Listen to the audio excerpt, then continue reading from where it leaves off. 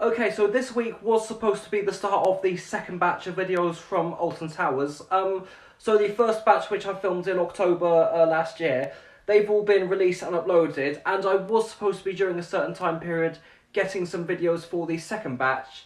The initial plan was to go some point before the school holidays in May, and sometime after the World of Walians opened up in the new themed area. But I've been unable to do that for two reasons.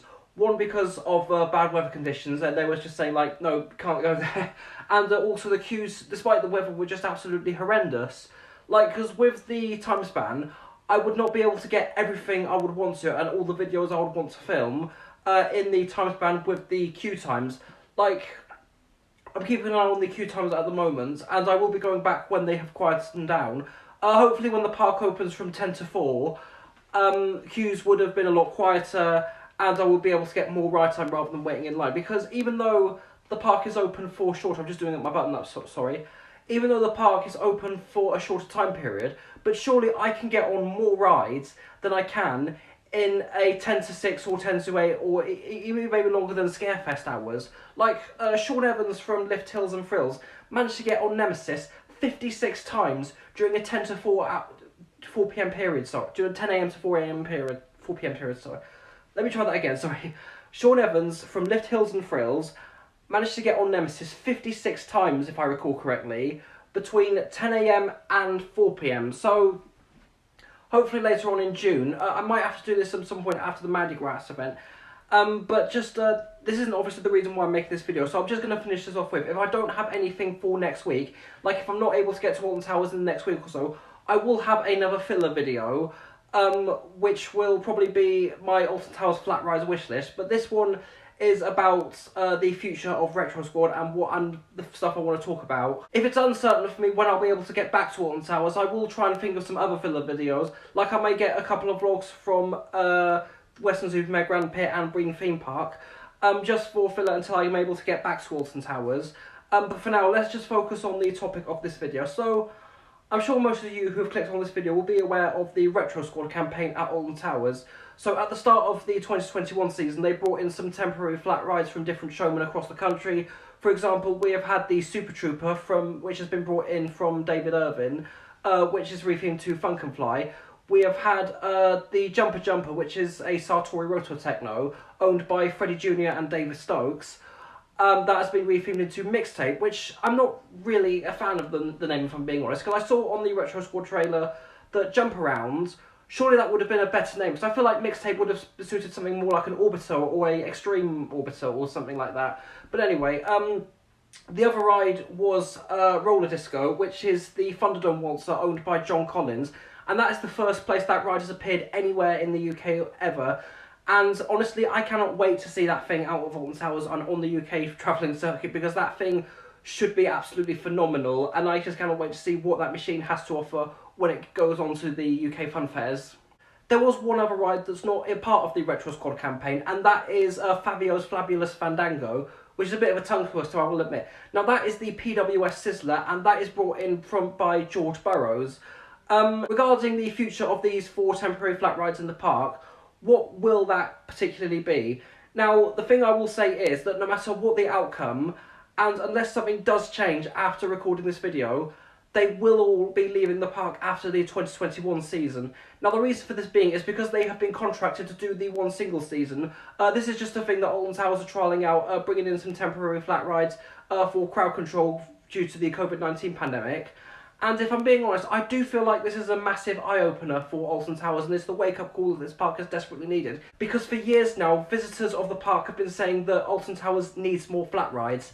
And it's good to see that they have flat rides in this form, even though I'm not really a fan of fairground rides being rethemed and rebranded, because I'd rather people just see them in their original form and just appreciate them for what they are.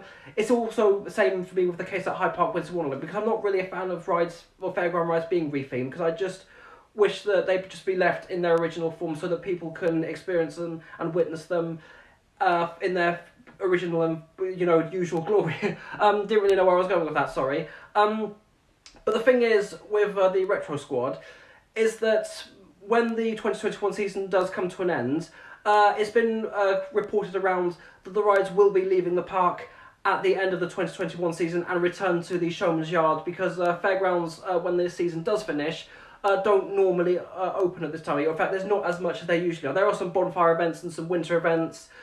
So maybe after the 2021 season, we could see, most notably, Jumper Jumper at Hyde Park Winter Wonderland.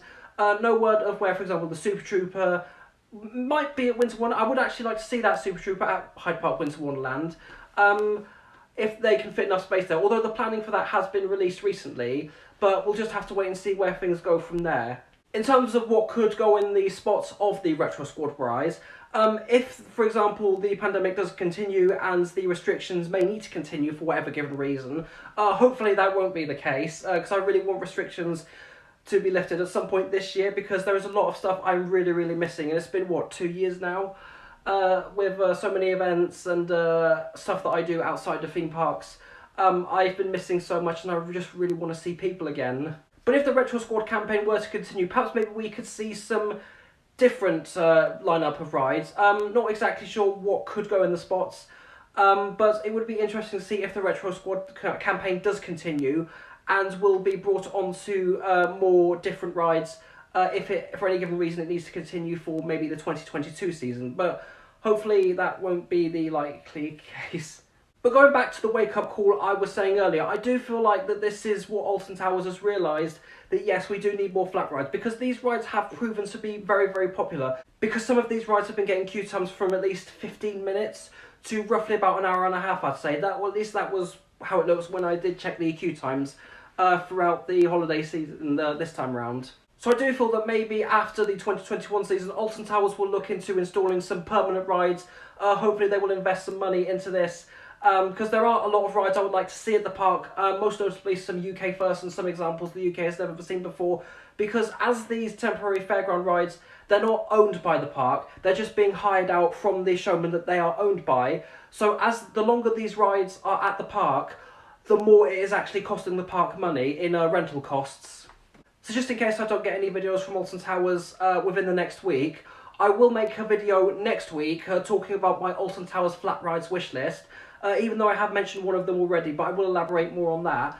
And also mainly 4 of them, which I will be talking about, that I would like to see on these spots of where the temporary flat rides are. So with all that being said, I'm going to finish this video right there, because I've said just about as much as I can with this topic. So thank you so much for watching, and see you later.